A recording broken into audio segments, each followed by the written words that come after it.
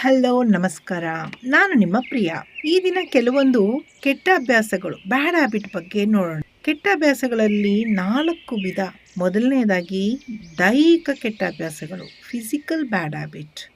ಎರಡನೆಯದಾಗಿ ಮಾನಸಿಕ ಕೆಟ್ಟ ಅಭ್ಯಾಸಗಳು, ಮೆಂಟಲ್ ಬ್ಯಾಡ್ ಹ್ಯಾಬಿಟ್. ಮೂರನೆಯದಾಗಿ ಜೀವನ ಶೈಲಿ ಅಥವಾ ಲೈಫ್ ಸ್ಟೈಲ್ ಅಲ್ಲಿ ಇರುವಂಥ ಕೆಲವೊಂದು ಕೆಟ್ಟ ಅಭ್ಯಾಸಗಳು.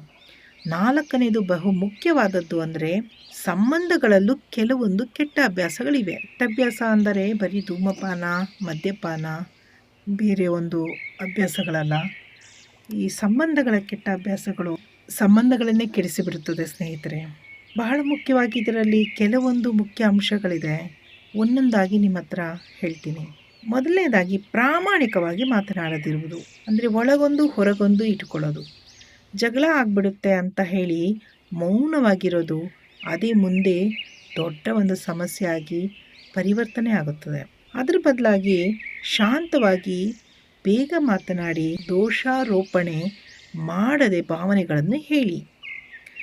ಉದಾಹರಣೆಗೆ, ಇದಾದಾಗ ನನಗೆ ಈಗ ಅನಿಸ್ತಿತ್ತು, ಅದಾದಾಗ ಆಗ ಅನ್ನಿಸ್ತಿತ್ತು ಅಂತ ಆಗಲೇ ತಕ್ಷಣವೇ ಮಾತನಾಡಿ ಪರಿಹರಿಸಿಕೊಳ್ಳಿ. ಎರಡನೆಯದಾದರೆ ಭಾವನೆಗಳನ್ನು ಒಳಗೆ ಇಟ್ಕೊಳ್ಳೋದು.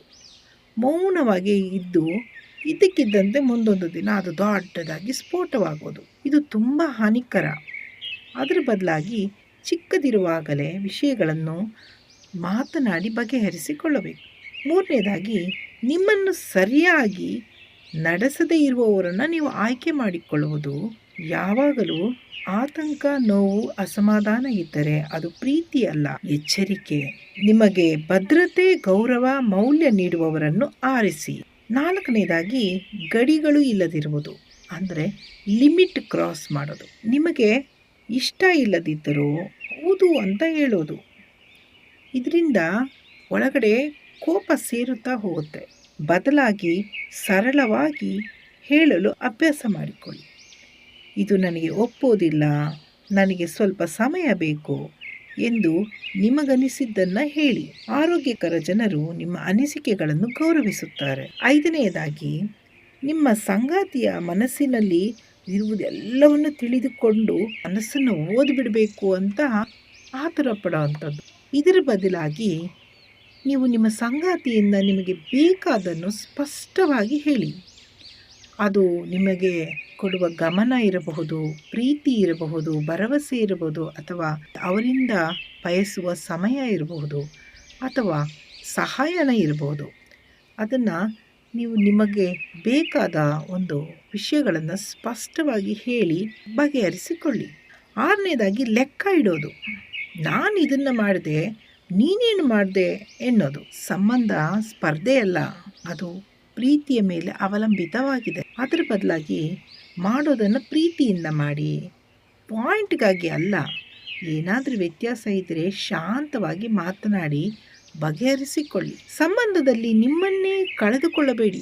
ಹೌದು, ಕೆಲವೊಂದು ಸಲ ನಿಮ್ಮ ಒಳ್ಳೆ ಸ್ನೇಹಿತರನ್ನು, ಒಳ್ಳೆಯ ಅಭ್ಯಾಸಗಳನ್ನು, ನಿಮಗಿರುವ ಒಳ್ಳೆ ಗುರಿಗಳನ್ನು ಸಹ ನೀವು ಸಂಬಂಧ ಉಳಿಸಿಕೊಳ್ಳೋದ್ರಲ್ಲಿ ಕಳೆದುಕೊಂಡು ಬಿಡ್ತೀರಿ. ಅದರ ಬದಲಾಗಿ ನಿಮ್ಮನ್ನು ನೀವೇ ಕಳೆದುಕೊಳ್ಳದೆ ನಿಮ್ಮಲ್ಲಿರುವ ಒಳ್ಳೆಯ ಒಂದು ಅಭ್ಯಾಸಗಳನ್ನು ಜೀವನ ಪರ್ಯಂತ ರೂಢಿಸಿ ನೀವು ಬಾಳುವುದು ಒಳ್ಳೆಯದು ಸ್ನೇಹಿತರೆ. ಒಳ್ಳೆಯ ಸಂಬಂಧ ಅಂದರೆ ಶಾಂತಿ, ಭದ್ರತೆ, ನಗು, ಜೊತೆಯಾಗಿ ಸಾಗುವ ಭಾವನೆ ಇರಬೇಕು. ಈ ಸಂಬಂಧದಲ್ಲಿ ಒತ್ತಡವಾಗಲಿ, ಗೊಂದಲವಾಗಲಿ, ಭಯವಾಗಲಿ ಇರಬಾರ್ದು ಸ್ನೇಹಿತರೆ. ನಿಮ್ಮ ಒಳ್ಳೆಯ ಸಂಬಂಧ ಗಟ್ಟಿಯಾಗಿರಲಿ, ಸಂತೋಷವಾಗಿ ನೀವು ನಿಮಗೆ ಸಿಕ್ಕಿರುವ ಸಂಬಂಧದಲ್ಲಿ ಬಾಳ್ವೆ ಮಾಡಿ. Thank you so much. ನನ್ನ ಈ ವಿಷಯಗಳು ನಿಮಗೆ ಇಷ್ಟವಾಗಿದ್ದರೆ ನನ್ನ ಚಾನಲ್ ಸಬ್ಸ್ಕ್ರೈಬ್ ಮಾಡಿ, ಶೇರ್ ಮಾಡಿ ಮತ್ತು ಲೈಕ್ ಮಾಡಿ ಸ್ನೇಹಿತರೆ. ಇನ್ನುಳಿದ 3 ಕೆಟ್ಟ ಅಭ್ಯಾಸಗಳ ಬಗ್ಗೆ ಮುಂಬರುವ ವಿಡಿಯೋದಲ್ಲಿ ನಾನು ಶೇರ್ ಮಾಡ್ತೀನಿ. Thank you so much. God bless you all.